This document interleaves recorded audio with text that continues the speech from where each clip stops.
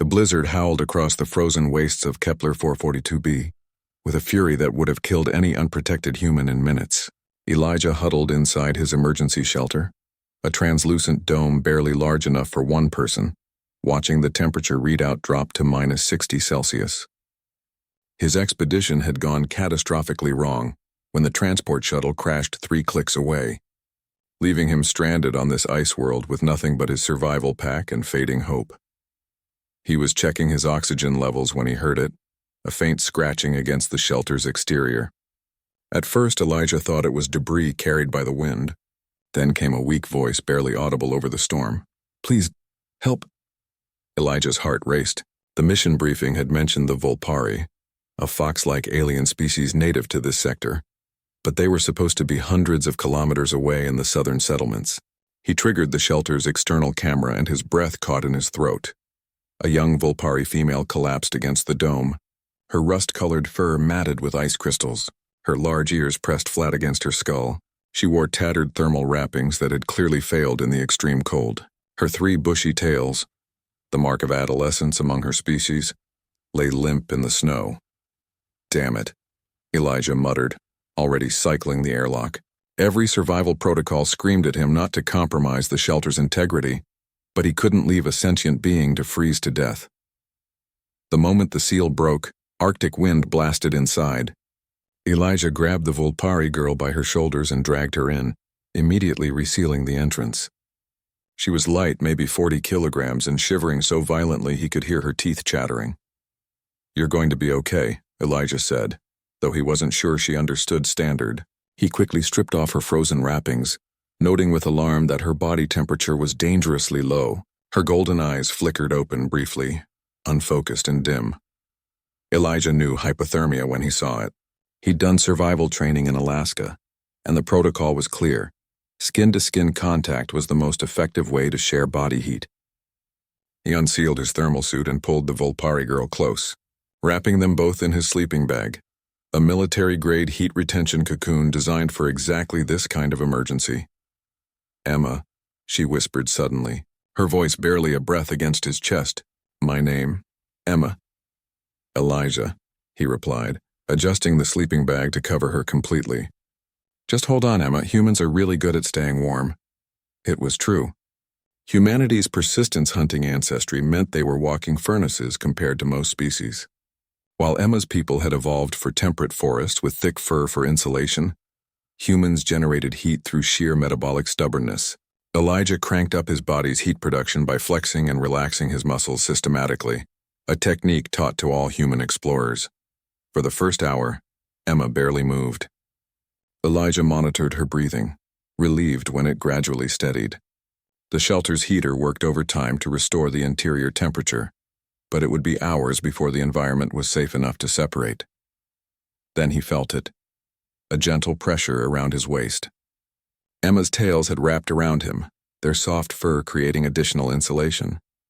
As her core temperature rose and consciousness returned, the tails tightened reflexively.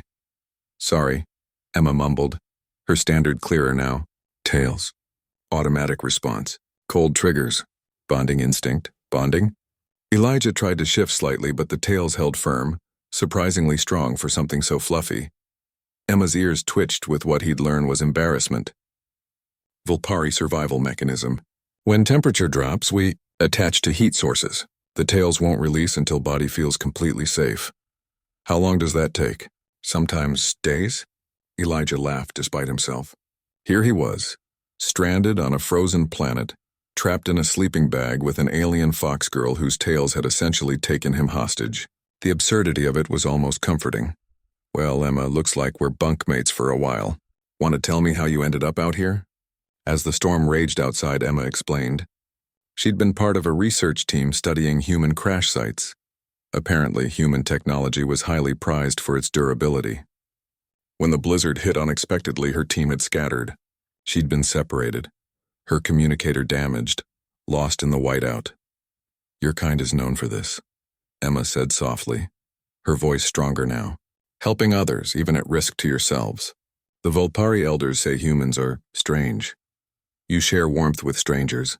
You run into danger for people you don't know." Elijah shrugged. though the movement was restricted by the tail cocoon. Someone needed help. That's enough reason. This is why the galaxy finds you terrifying, Emma continued, and Elijah could hear the smile in her voice. You treat kindness like a weapon. You turn self-sacrifice into strategy. No other species would compromise their shelter for an alien they just met. Maybe that's our superpower, Elijah replied, stubbornness disguised as compassion. They talked through the night, sharing stories of their worlds. Emma described the forest cities of her homeworld, where Volpari built homes in the canopy and communicated through complex tail signals. Elijah told her about Earth's diverse biomes, about humans conquering every environment from desert to tundra through sheer determination. By morning, the storm had passed. Emma's body temperature had fully normalized, her fur dried and fluffy again, but the tails remained firmly wrapped around Elijah. They're not letting go, Emma admitted sheepishly. You saved my life. My body has imprinted on your heat signature. My tails think you're now my designated survival partner. How do we fix that? Emma's ears flattened. Time, trust, and probably more shared warmth. I'm so sorry. Elijah checked his emergency beacon. Rescue was at least 2 days away. He looked at Emma, at her apologetic golden eyes and the 3 tails that had essentially claimed him. Well, he said with a grin, I've had worse travel companions. Just promise me one thing, Emma. Anything.